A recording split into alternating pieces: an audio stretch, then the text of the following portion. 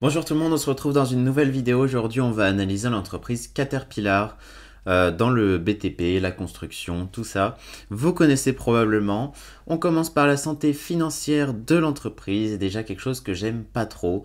C'est le ratio de dette comparé aux capitaux propres qui est 2 à 2,5, surtout 2,5 fois plus de dettes que de capitaux propres. Donc c'est un ratio qui est assez élevé, même s'il est décroissant. Il reste assez élevé. Donc on a un poids de la dette chez Caterpillar qui est soutenable quand on regarde la couverture des intérêts qui est à hauteur de 18. Ça se soutient. Mais attention, dans des temps surtout où on a une hausse des taux d'intérêt, la dette peut faire mal. Et c'est surtout quelque chose qu'il faut rembourser, qui pèse sur l'entreprise, donc déjà qui part mal. Au niveau du current ratio, on voit que l'argent est très bien optimisé, entre 1 et 1,6, c'est parfait. Du payout ratio, on est souvent en dessous, enfin très souvent en dessous de 50% ces dernières années, juste en 2020, mais bon, on peut comprendre pourquoi. Surtout dans la construction, tout ça, donc pas de souci avec ça, on est en dessous de 50% en temps normal, c'est assez stable, pas de souci là-dessus. Toujours par contre la dette dont on va se souvenir pour les prochains. Au niveau du revenu, on a un revenu qui est sur le long terme croissant. On a eu la petite baisse en 2020 qu'on a maintenant rétabli en 2022. Donc croissance, ça c'est bien.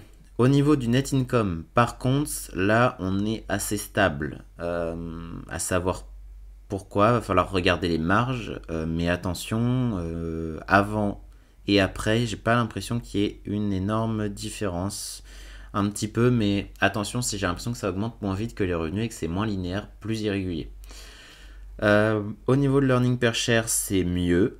Je pense que l'entreprise rachète des parts, on va voir ça rapidement. Hop, voilà, elle rachète, donc c'est pour ça que ça soutient le bénéfice par action. Les operating expenses, dépenses opérationnelles, on n'en a pas besoin là-dessus. Au niveau des marges, tiens, ça nous intéressait. On voit qu'il y a des marges qui sont assez stables, du moins au niveau du gross profit. Au niveau des profits et au niveau de l'opérationnel, les marges sont bonnes aussi, croissantes depuis 2016. Attention, il faudrait savoir pourquoi en 2016 ça s'est mal passé.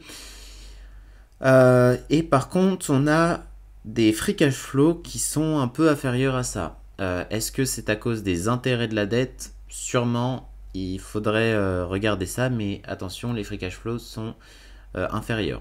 Ou alors ça peut être dû au capex. On peut regarder ça rapidement. Le capex dans les cash flows, capital expenditure, hop, comparé à l'operating. Là, on voit que ça prend à peu près 50%. Alors que là, ça reste assez stable, non. Alors, je pense que c'est les intérêts. Si on va dans les... Hop. Intérêt expense, interest expense, non. Et ben, j'ai pas la réponse à cette question, tout simplement. Pourquoi il faudrait se poser, se renseigner pourquoi la marge en free cash flow est plus faible d'un montant quand même assez important, quelques pourcents, que le net profit. Bon, c'est quelque chose à élucider, même si c'est pas gigantesque non plus. Retour sur equity, hop, ma petite barre à 15, on voit qu'on est largement supérieur, et ça pour le coup c'est top, c'est une entreprise qui sait vendre avec du levier, qui a besoin de peu pour vendre beaucoup. Attention, on sait que l'equity est faible, vu qu'il doit y avoir, vu qu'il y a une grosse dette déjà, et je suppose beaucoup de liabilities, donc attention à ce que ce retour sur equity ne soit pas important du fait de la baisse de l'equity et non pas des performances de l'entreprise. Et je pense que ça vient de là d'ailleurs, donc attention, il faudra s'y pencher.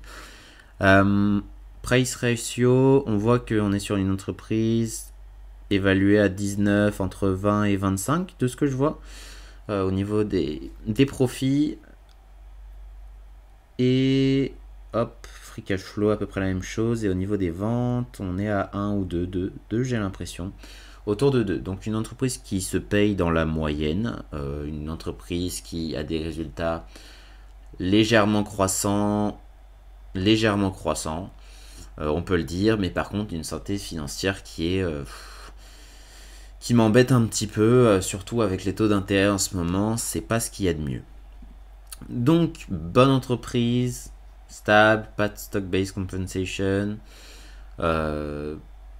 belle entreprise, franchement c'est une belle entreprise, légère croissance, franchement Caterpillar,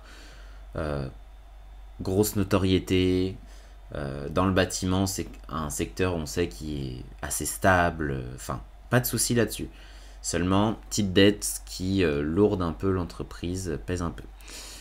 Au niveau des prix, on a une tendance long terme, on voit que sur 5 ans, on gagne 90%, un peu moins de 20% par an, là, rapidement, à vue d'œil, avec un dividende 1,88%, et on achète l'entreprise à un ratio de 17 fois ses bénéfices, donc un petit peu moins de la moyenne, mais qui ne paraît pas anormal au vu des résultats. Caterpillar au niveau presse, donc là on voit que c'est une entreprise qui surtout dernièrement monte, donc bonne initiative. Les profits sont bons, mais les investisseurs sont un peu inquiets à propos de ce qui va venir.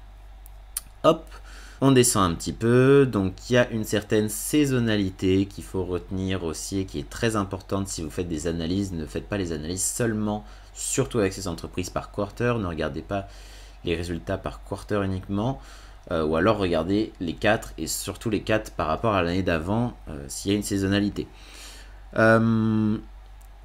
Donc ils sont leaders, donc ça c'est top au niveau de l'avantage concurrentiel, parfait. On veut des entreprises qui sont leaders dans le secteur, on sait que c'est toujours là où ils ont la main sur les prix et qui sont voilà, qu'ils arrivent bien à gérer. Les investisseurs ont peur qu'il y ait un ralentissement par contre des résultats. Pourquoi il y aurait un ralentissement? Du fait de la baisse de l'immobilier, des taux d'intérêt qui empêchent les investissements.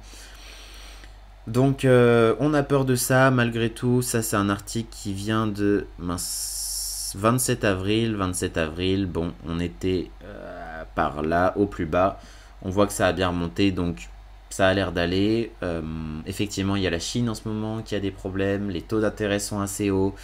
Donc, même en France, on a quelques petits soucis avec et les taux d'intérêt et l'immobilier. Bon, les deux vont un peu ensemble. Mais bref, rarement des bons signes pour la construction. Hop. Donc, effectivement, un climat qui n'est pas favorable à l'accroissement des revenus de Caterpillar, mais l'entreprise a l'air de s'en sortir. Encore une fois, attention à la dette. Faudra faire plus de recherches si vous êtes intéressé. En tout cas, c'est la fin de cette vidéo. Si vous voulez retrouver toutes les analyses, n'hésitez pas à aller en description. Hop, il y a le lien vers la plateforme où je mets tout. On se retrouve à une prochaine. Salut!